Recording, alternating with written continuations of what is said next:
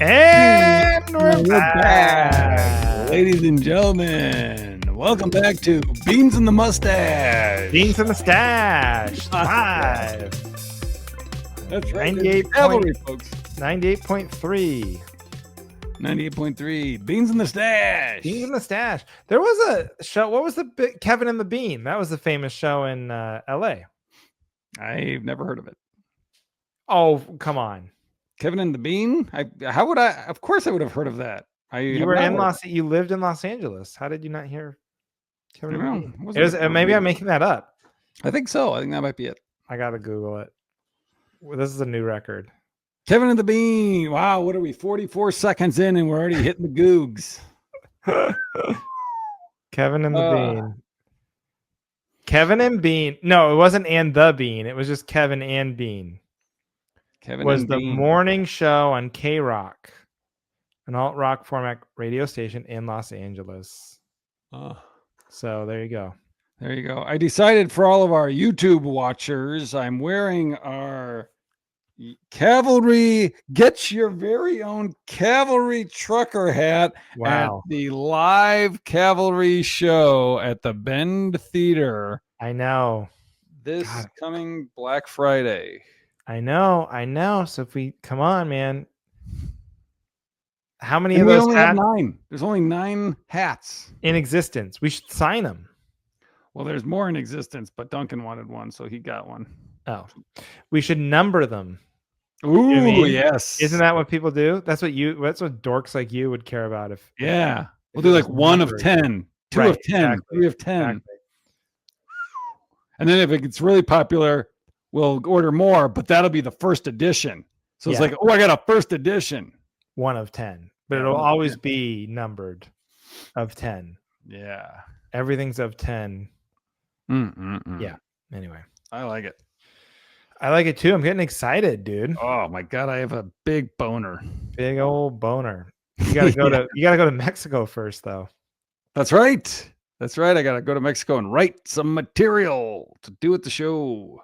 Oh, are you like nervous about doing the act? Oh God, I'll just run out the old fucking autopilot. No, it'll be fun. I'm gonna do new stuff. Because like it's your backyard, so like you feel like there'll be people there, and you're like, oh shit, I need to. No, I am aware that I did recently do that Charlie Barron's show, so and it is whatever the market is. It's like if they're comedy fans, they may have seen me, but I did not do a long set at the Charlie Barron's show. And you won't have to do a long set at this show. I won't have to do a super long set. No. But I have a new bit. There's a little teaser for our bit talk Patreon. In the post show, I want to run a new bit that I want to try tomorrow for the first time by you. So then you're a better. I have an idea, but it's clunky, and maybe your good writing brain will be. Can I tell you something? Good writing brain. I don't know about that. I am in like the slump of my life.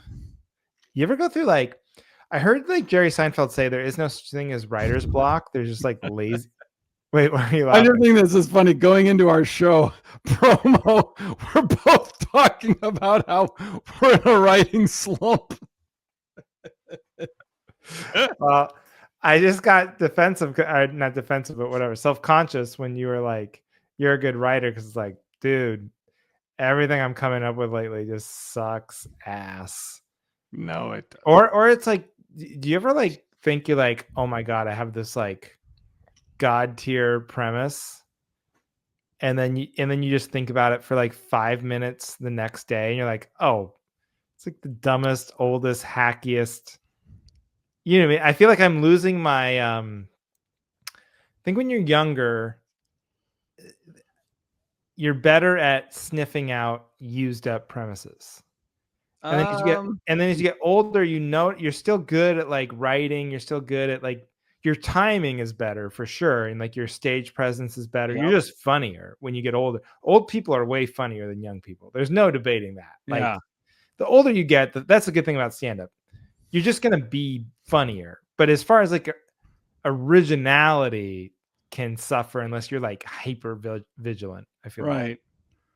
Like. I've had it where like if I don't write it when I get excited about like it first enters and I think about it, and I'm like, oh, I'll write down the premise, but not write the joke. Then the next day I'll be like, that's stupid. It's not funny. I don't know what magical mood I was in, but I am tossing it. I know. You need to act while you still have the enthusiasm. Yeah. It's such a fragile thing. I don't know. I've just been coming up with some real dog shit. And so then I was like, not inspired, but sort of shamed. I saw this Jerry Seinfeld thing where he was like, there is no such thing as writer's block. There's just like laziness and then and self-doubt. And you have to fight through that. And even if so I'm like, okay, I'm just going to write shit. I'm just going to write the bad ideas. Yep. And then, but what no one ever talks about is like,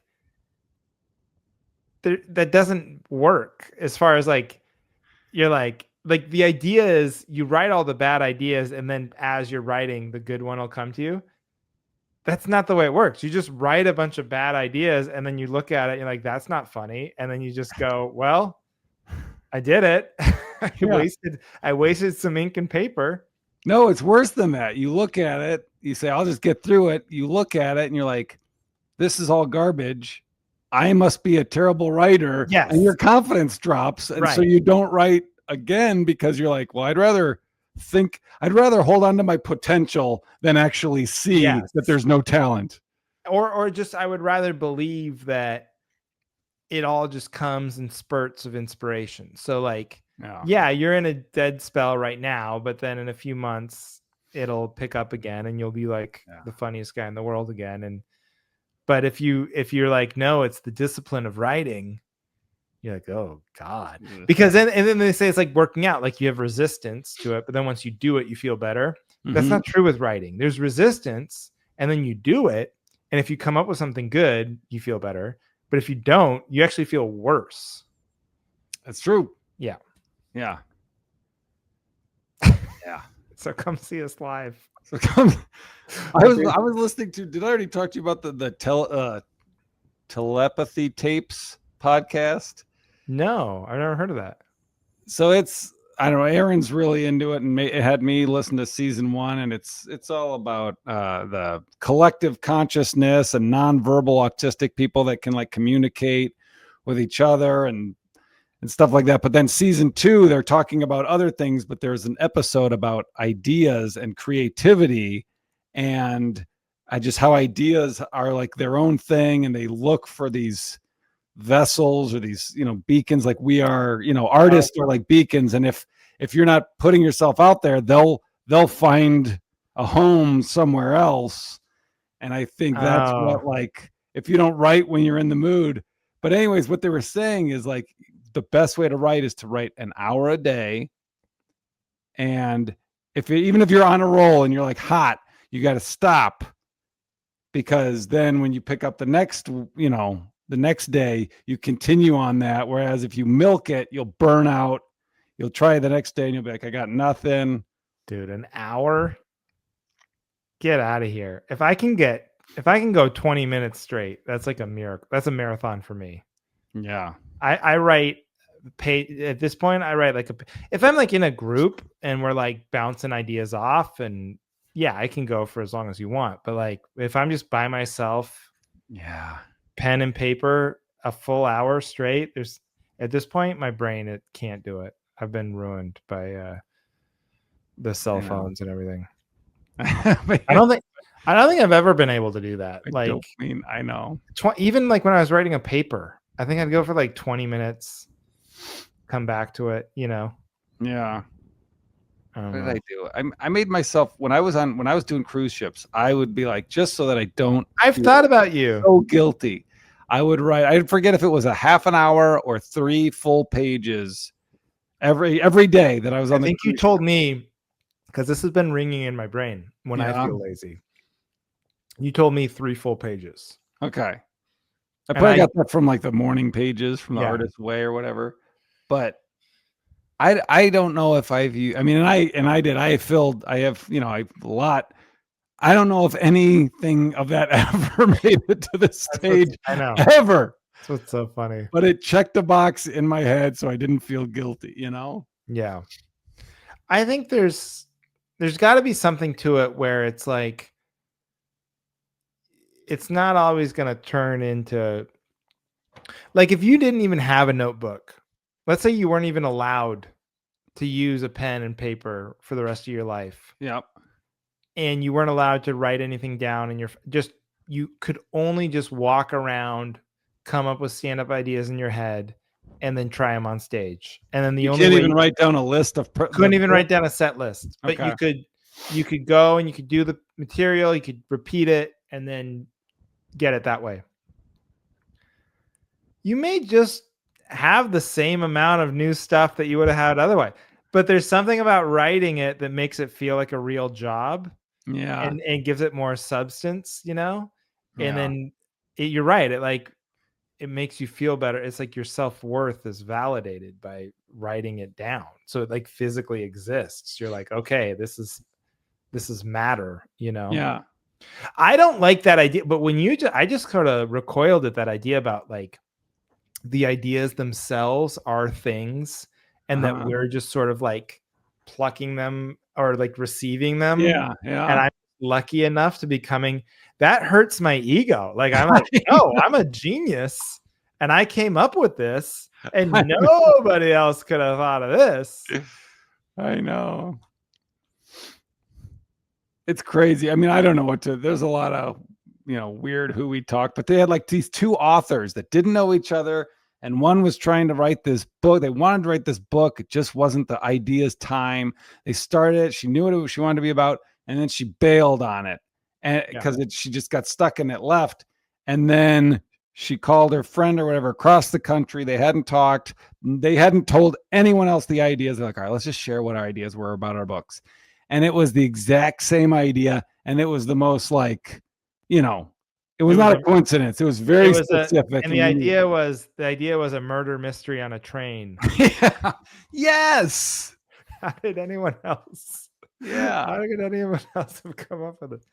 But it was like, when did you lose the idea? And the other one was like, when did it come to you? And it was like, oh, that was the idea left this person and went to the other receiver. It's like, I don't like that at all. I don't like that at all. And stand-up is so we're so personal. Even if your stand-up's not personal, everyone's personal about the jokes, you know? Yeah. And you're like, yeah, that's my bit.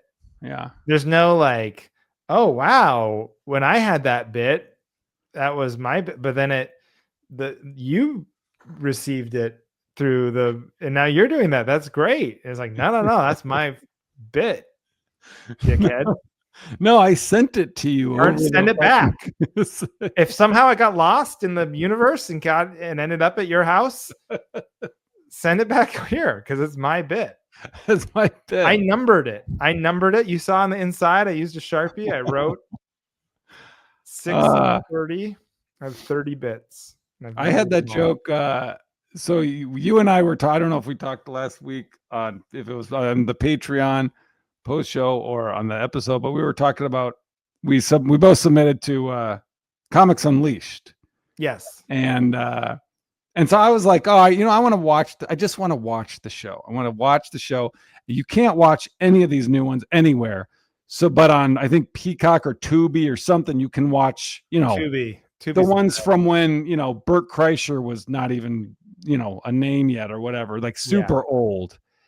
And I'm watching it, and there's one with I don't know who I don't know. All I know, I think it was like Dennis Miller, maybe Debbie Gutierrez, Bill Dwyer. Wow. And maybe what a crew. Marazio Vance.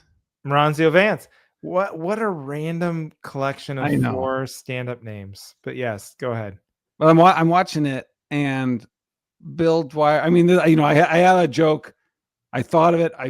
I've been doing it. I thought of it. It's not like personal, but it's a simple. It's the oh yeah, we're married. I have 2 beautiful kids. Well, we have a 3rd kid too.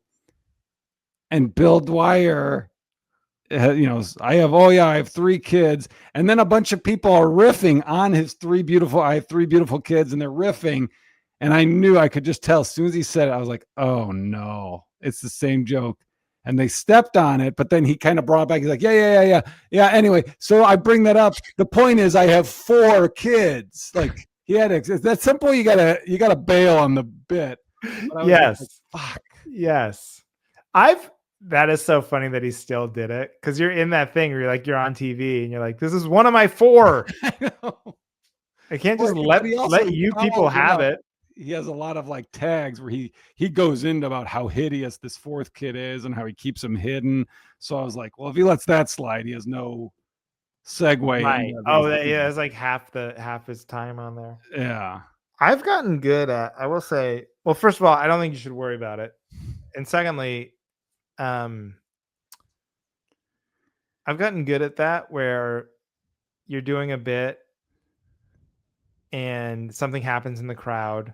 Yep. And they step on it, or it's like whatever you're dealing with is now getting such bigger laughs than what the punchline would have gotten. Sure. And in the old days, I would always go back and finish the joke, because I'm like, no, it's like gas or something. Like, I'm not just gonna waste a whole bit. That's a whole. But now, like, I've learned, like, they're so disappointed. Oh yeah. When you go and finish it, they're like, it's oh, dead. It's done. That's it. That's what all this was leading to. It's like a magic trick. Like imagine you're doing like the ball in the cup, and you're like, there's no ball in your cup, and the big reveal is that the ball is gonna be in the other cup. Yeah. But in the middle of that, you are able to light someone's hair on fire with your mind. And then they're like, holy shit. And you put it out with your mind. And then you're like, okay. But everybody, huh? The ball was in your cup all along. And everyone's like, no. What was the thing about the hair? How did you do that? That's so true. So that's a good comedy lesson right there. That it only took me like probably 18 years to learn that. I know. But anyway, slave over those jokes, and you're just like, no, I gotta get this out. I know. Worked for it. You need to hear it. I'm not gonna let you ruin it. And that is ego too, because I think that's why comics hate crowd work. Or the better you consider yourself to be a joke writer. Yeah. The more you disdain crowd work, because it's ego. Yeah. But crowds clearly love it. Like, more than they love jokes. I mean, there's just no.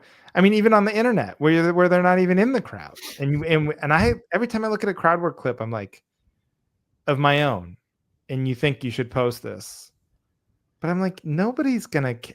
There's no context for this. It doesn't make any sense, and it's such a you had to be there thing, but then the evidence is all to the contrary.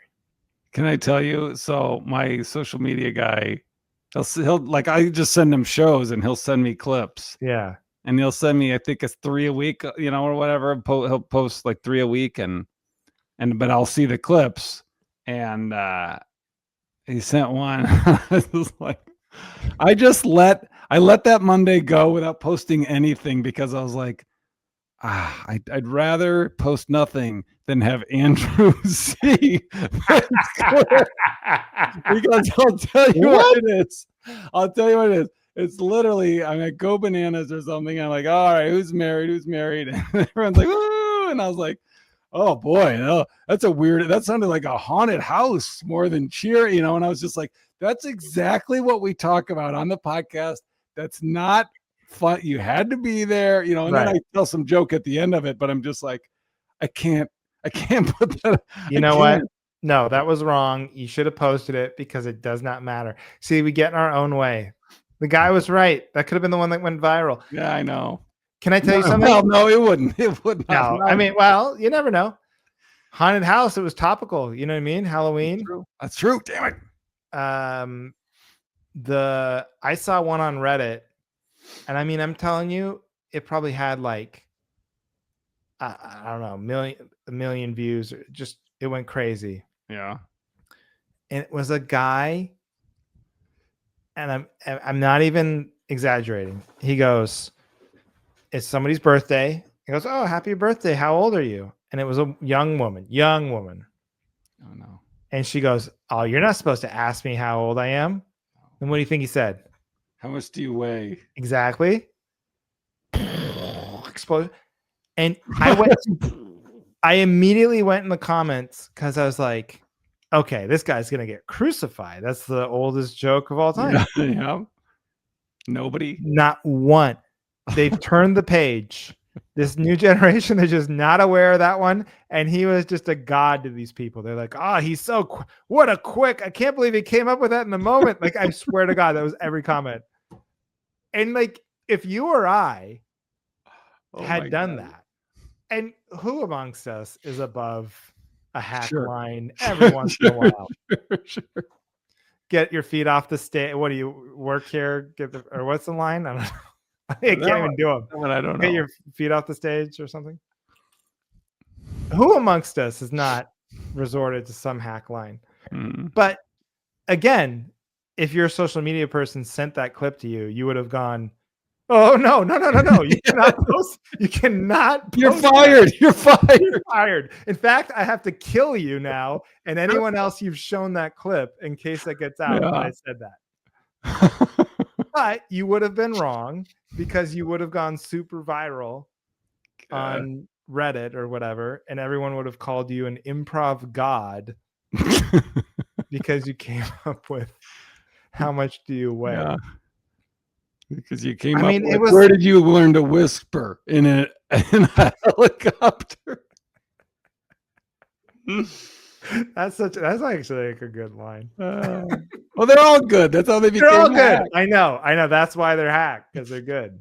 But I was just going through those comments, and I was just waiting for somebody. And then finally I was like, well, I gotta be the one. I gotta come in. And I was like, no, you're gonna come I'll off be the cop. I'm the bitter old never was comedian. You know what I mean? And everyone's gonna be mad at me. But shouldn't somebody tell everybody? Yeah. I don't know.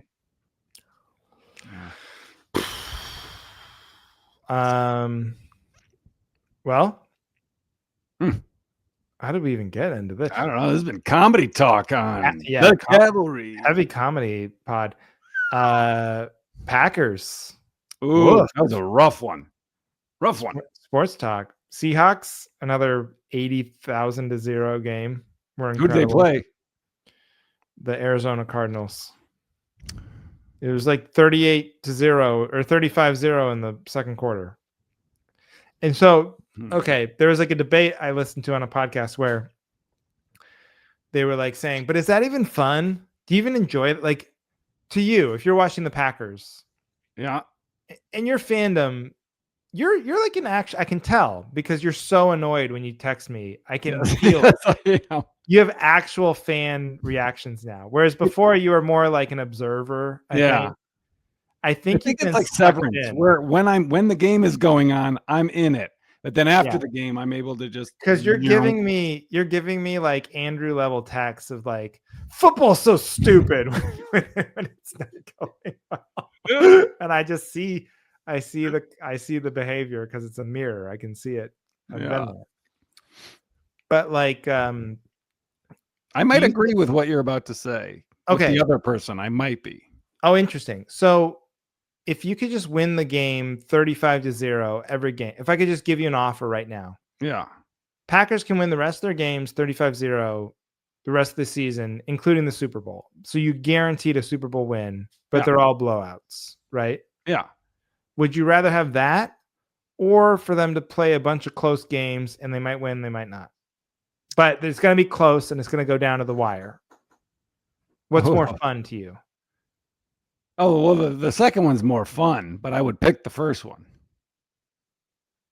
So just out of like loyalty, because you feel like you have to? Yeah, then I don't have to watch the games. I'll be like, yeah, the Packers, we're doing it, but I don't have to watch them. But if I'm watching a game, I would rather have fun, have it be close. Yeah. I mean, it's like, would I rather have a close, fun game to watch that they lose versus they win and it's a blowout? Oh yeah, let's put it that way. So let's say we know they're going to lose, but it's going to be an incredible game, or they're going to blow out the other team. I That's would, more fun. I would rather watch. If you had to watch the whole game, either way. Yeah, I would watch the one where they lose. I mean, but the one last night was like very upsetting because that's kind of what it was. Yeah, it was very close the whole time. I mean, it was low scoring. Engaged. I think it's more fun if it's like 44-43. Right. Then 0 to fucking 0. 5-2 or whatever the hell it was. 5-3 at one point.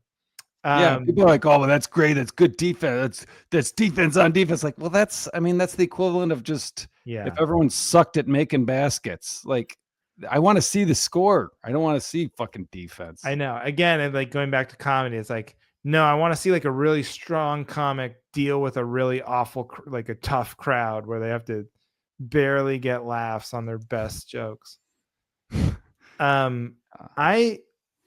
I just see that's where we're different. Just give me the blow. I love a blow. It was even the fourth quarter when it's hopeless. You're just like, I'm watching it. I'm still enjoying it. I'm just like so relaxed, and I'm just like, this is great. And I'm just like thinking about the next game, and I don't know. I find it so much.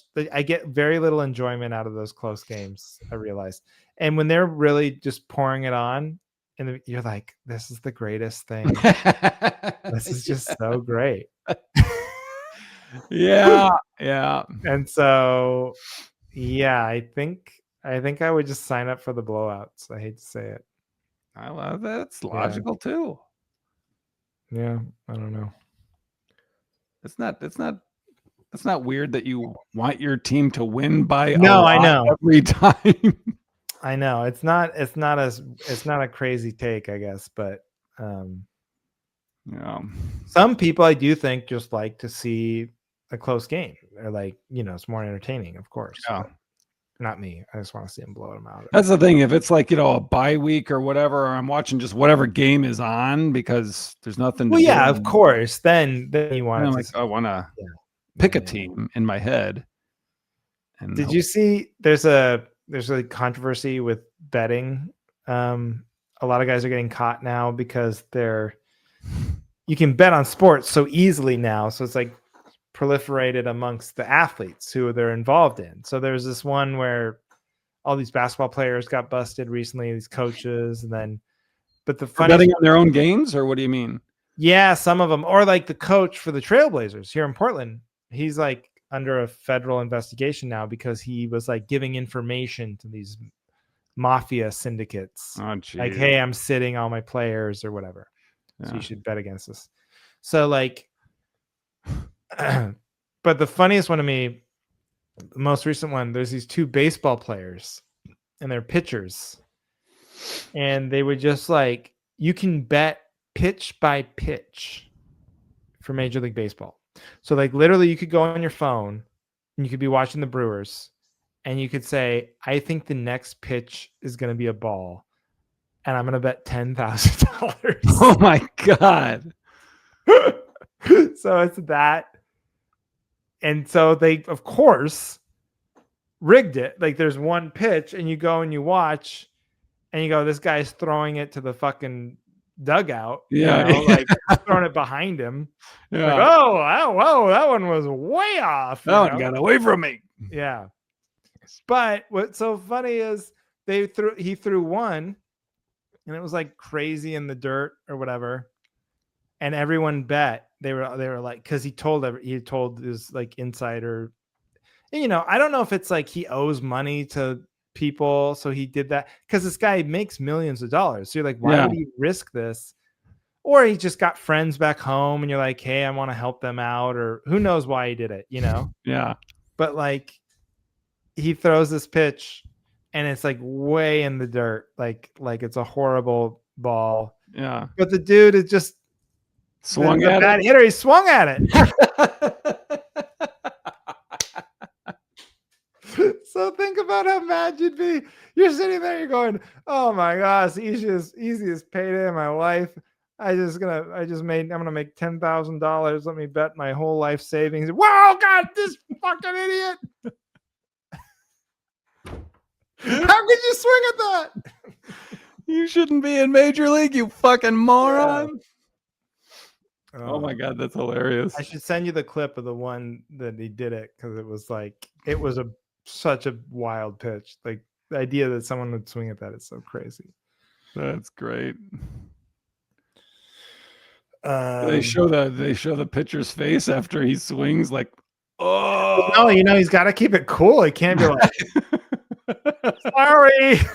Like, I'm so sorry. Double or nothing. Go. He's like telling the camera, double or nothing. Just I'm gonna throw it really bad this time.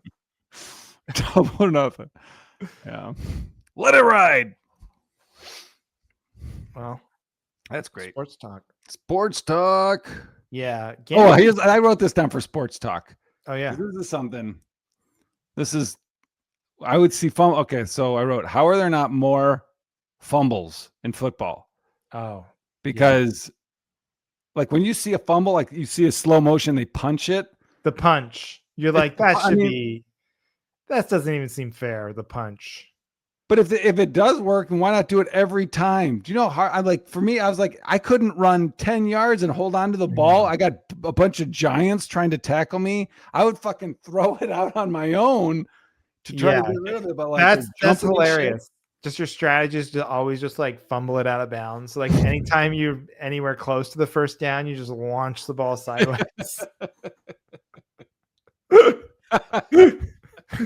You just like rugby pitch it like as far as you can. There goes Beaner again. He's going for a touchdown. Nope. Threw it out of bounds. Smart play by Beaner. Smart play. And what a coincidence. His wife bet on DraftKings that he would fumble the ball on the first down.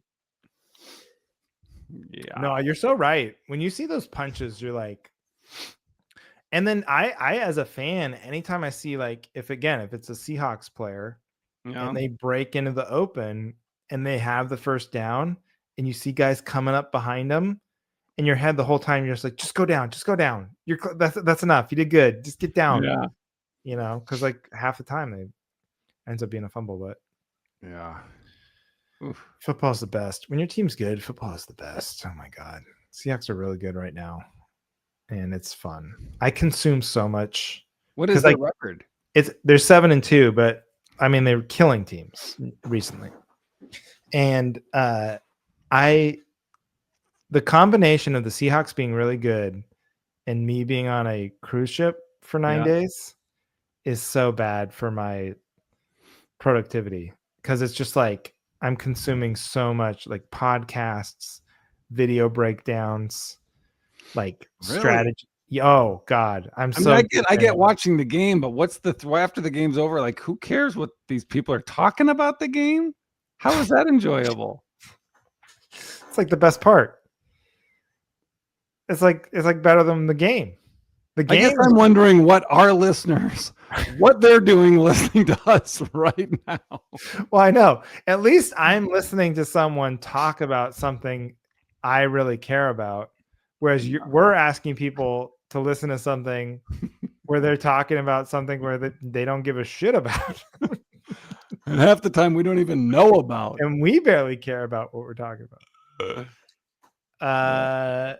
Yeah, no, it's bad. I'm like pretty deep in it.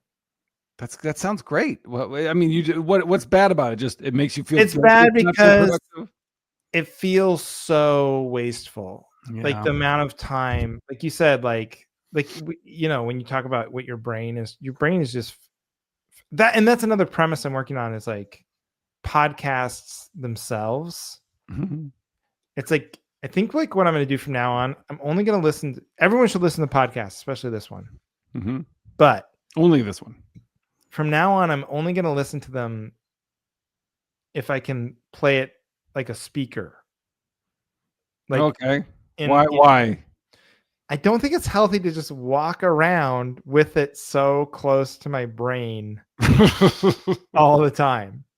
And I mean, when I'm like, I walk off the ship, I got the podcast in. I'm walking around, I got the podcast in. I'm on the plane, I got the podcast. And Isn't I'm it just like, so nice though? I'm never hearing my own thoughts. Yeah. It's as close to being a schizophrenic person as you can get to just always have other people's voices literally inside of your head. Yeah. I don't think it's healthy.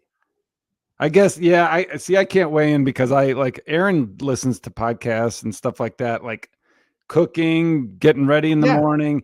I only do in the car. I just that's the healthiest thing. See, but I'll listen to music. I'll listen to music, you know, doing other stuff. That's different. That's different. Music's fine. Yeah, oh my gosh. So Aaron listens to him like inside the house, right? Yeah, it's kind of annoying. In her. Yeah, we're both in the kitchen and I'm like talking to her and it's like she has to hit pause every time I use my mouth move. What? God damn. That was a premise I had a long time ago, and then I think I saw some other comic do it, but it's like, do you ever accidentally interrupt somebody's podcast? So you're like, hey, oh, and then they start to hang on.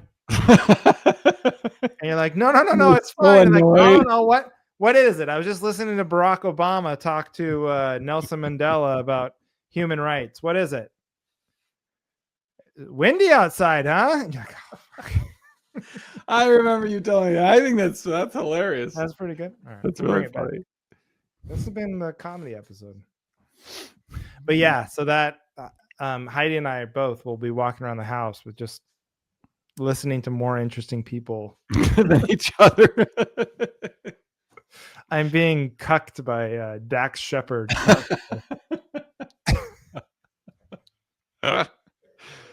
Yeah. I'm being cucked by a non-speaking autistic person. By an Eastern ideas author. Anyway. All right, should we get to topics?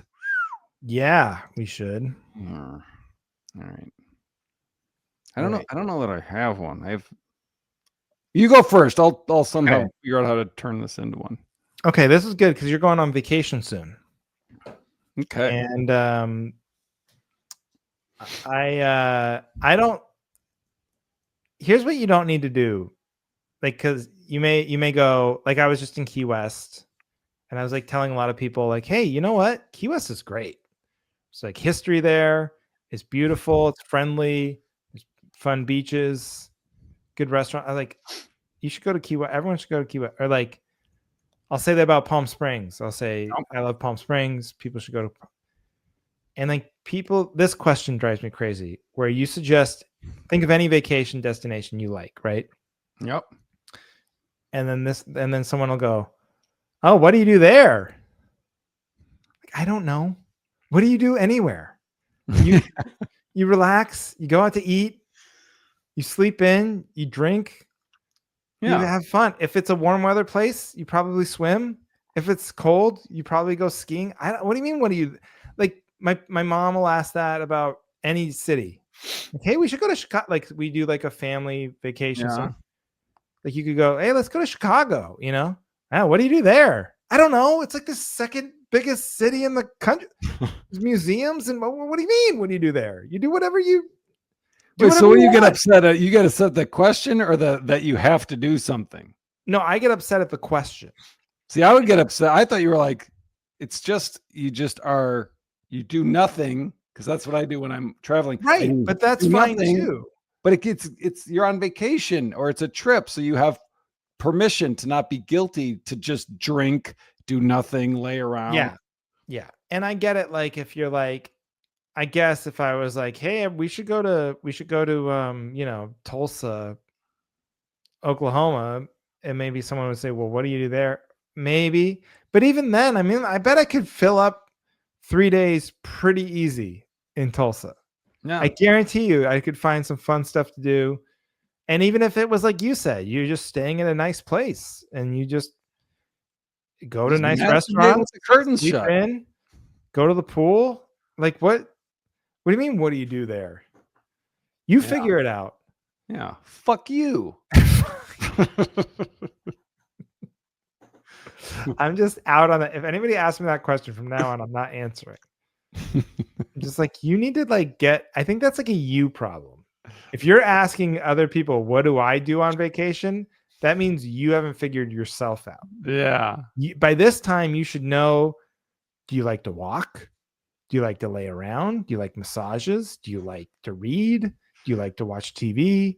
Do you like to go out to eat? Do you like to cook?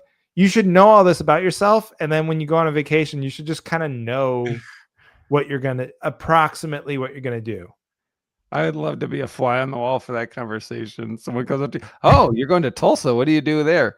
How old are you? What? How old am I? Yeah, don't you think you should have that shit figured out? Well, I don't get to know yourself. I'm done talking to you. How old are you? Well, that's a good question. What do you weigh? Oh, yes. What do you do there? I don't know. What do you weigh? That's what I'm trying. Can I see your driver's license? Oh, what do you weigh? It's gonna force it into everything. No, but I don't. Or like Heidi and I both hate that. She actually might have noticed this first, and then the one she picked up on with my parents. I might have told you this before. Like we'll go for like a walk, because a lot of people can just go for a walk, Yep. But my mom said literally, Heidi was like, let's go for a walk. I think they were in Palm Springs or something. And my mom just goes, do we have a destination in mind? That's funny. It's like, I don't know. I guess, that sounds like a very mom. It's very specific to her, I guess. Yeah. That's so funny. But anyway. I'm a big fan of walks. You like a walk. You do like a walk, unironically. I mean, you run. I run. Walking's way easier. But we were talking about, right? We were talking.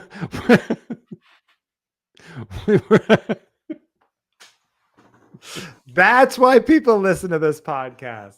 We were looking for, what do we bring that other podcasts don't? Walking is way easier than someone's listening to that in their kitchen, and they just said, oh my God, babe, hand me a pen. Hand me a pen.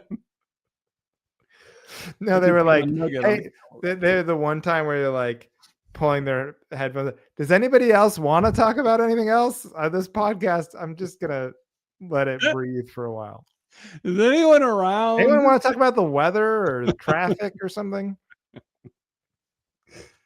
But I was going to say, like, I walk, like, as far as writing, I'm much more, I'm a better receptor of ideas if I'm just walking, talking to myself than sitting at a piece of paper.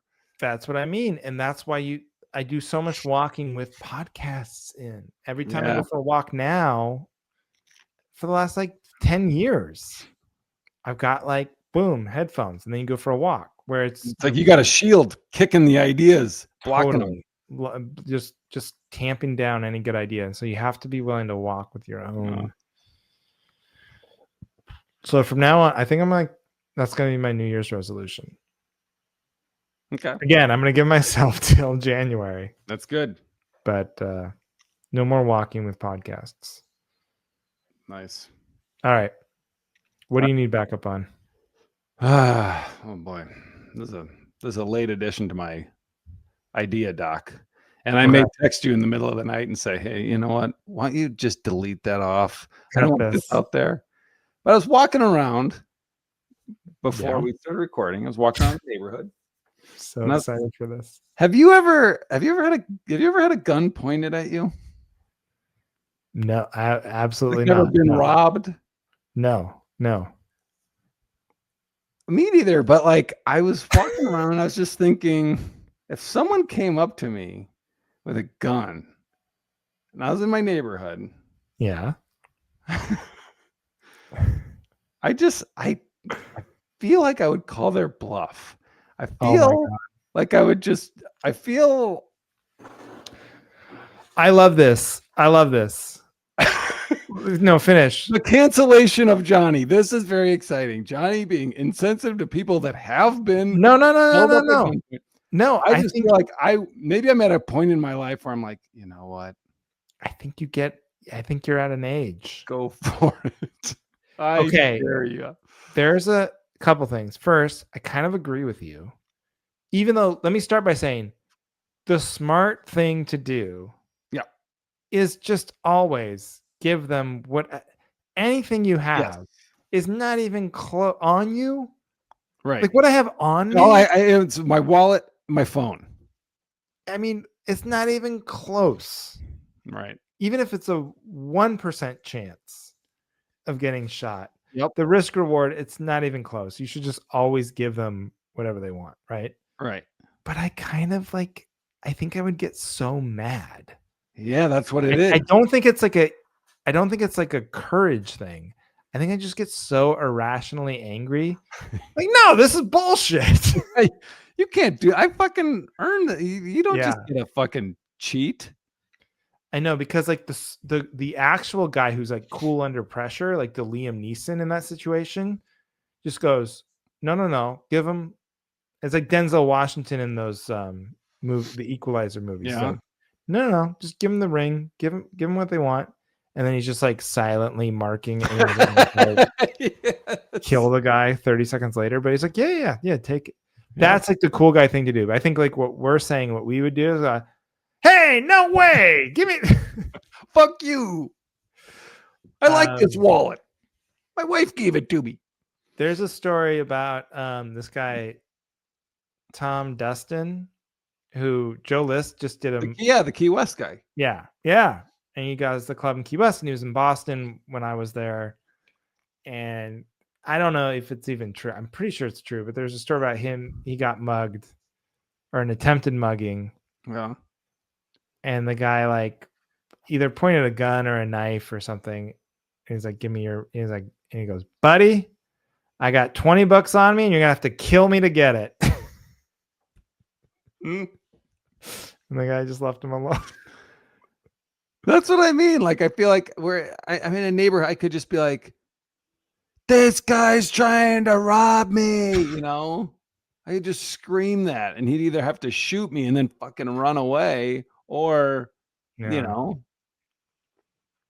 I mean, I'm in a neighborhood. I mean, it's night and everyone's lights are out, but just as long as we agree that you're saying this is what you think you could do, or what your instinct would be, but you should, if that happens. I'm not advising. Yes, I'm not advising But anything. I'm advising you to overcome your own, because it's like, again, if it's even like a 1% thing, that's the thing. It's like nothing's really worth. Like, what's in my wallet? I know it's a hassle. That's all it is. It's just time. Yeah. You gotta get a new I don't know how you would replace the phone stuff. Like, it's probably not backed up. I know that. You got to do that. Mine's. How do you have? How do you ever have the space to back up your phone? It seems impossible. I don't know, but when you get a new phone, isn't that how it works? Like, you just say, okay. But they just take the physical phone and they pull everything off of this and put it on the new phone. But what I'm saying is, how do you have the space to back it up on the cloud? I don't know. I never have enough. Like 1,000 gigabytes for like $9 a month through Apple, and then my phone holds what, 500 gigs? I don't know. Mine always says no. I'm like, yeah, sure, back it up. I'm like, yeah, man, no space. Can't do it. You got too many.